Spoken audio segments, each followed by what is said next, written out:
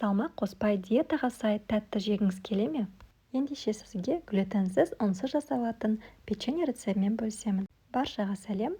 Бүгін сіздермен өте дәмді, жұп-жұмсақ, сұлы жармасынан жасалатын печенье дайындайтын боламыз. Мені қолдау мақсатында каналыма тіркеліп, жақындарыңызбен бөлісуді ұмытпаңыздар. Бүгін біз ұнсыз жасалатын, диеталық деп айтсақ та болады, овсянкадан жасалған печенье дайындаймыз. Ол үшін бізге мына заттар қажет, яғни овсянка, ұзақ қайнайтын, 20 минут қайнайтын деген Царь, Султан фирмалардың овсянкаларын алсаңыздар болады. Мен оны осындай блендердің көмегімен майдалап езіп алдым. Сосын бізге бөлме температурасындағы 100 грамм сары май қажет. Мен 82%-ын қолданамын. Сосын бізге 70-80 грамм қант қажет, бір жұмыртқа қажет, жарты шай қасық разрыхлитель қосқыш қосамыз және шым-шым тұз қосамыз. Осы блендер измельчительдің көмегімен сұлы жармасын, яғни овсянканы майдалап алдым.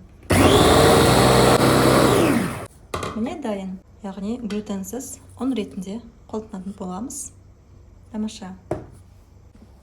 Енді біз ыдысымызға қантымызды қосамыз. Және де шым-шым тұз қосамыз. Сары майымызды қосатын боламыз. Бізде сары май жұмсақ, бөлме температурасында. Сосын жұмыртқамызды жарып қосамыз.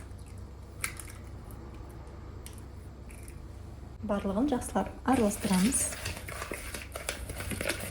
Енді жарты шай қасық разрыхлительді ұнтақталған овсянкамызға қосып, жақсылап араластыратын боламыз. Яғни осылай құрғақ ингредиенттерді осылай араластырып аламыз. Бәрін қоса салыңыздар.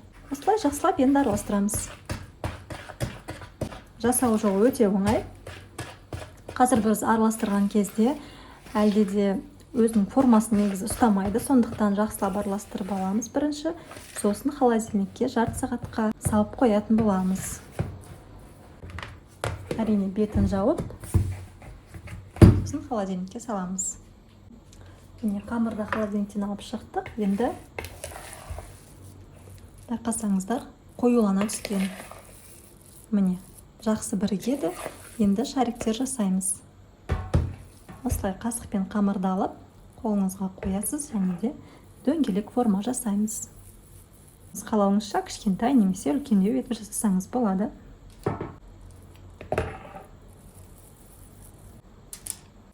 Қазірдің өзінде иісі керемет болып шығып тұр. Міне қоямыз. Дәл осылай жасап шығамыз. Міне көріп тұрғандарыңыздай, мен жарты ас қасық печенье формасын келтірдім. Сіздер бір ас қасықтан салсаңыздар да болады, үлкендеу болып шығады сонда печеньеңіз. Менде дәл осылай 15 печенье шықты. Енді бетін кішкене болып басып шығамыз. Алдын ала қыздырылған духовкада 180 градуста 15-20 минут пісіріп алатын боламыз. Беті қызарғанға дейін қарап тұрыңыздар, сол кезде аласыздар. Міне біздің печеньелеріміз пісті. Көлемі 1,5 кесе ұлғаяды, осындай жалпақ болып, әдемі болып піседі.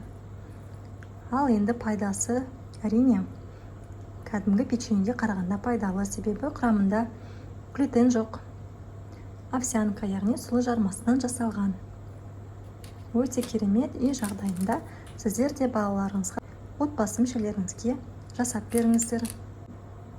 Овсянкадан тек қана каша істемей, осындай печенье де жасап көрсеңіздер болады. Қазір өте ыстық, дегенмен ішін бөліп көрсетейін. Міне тамаша. Өте пайдалы глютенсіз печенье. Печенье өте дәмді, жұп-жұмсақ. Дәмі өте керемет. Міндетті түрде жасап көріңіздер. Айта алмаймын. Өте дәмді. Ең бастысы пайдалы. Осындай әп-әдемі овсянкадан, осындай сұлы жармасынан печенье. Керемет. Рецепт ұнаған болса, парақшама міндетті түрде тіркеліп, мені қолдау мақсатында лайк, пікір қалдырыңыздар. Келесі кездескенше сау болыңыздар.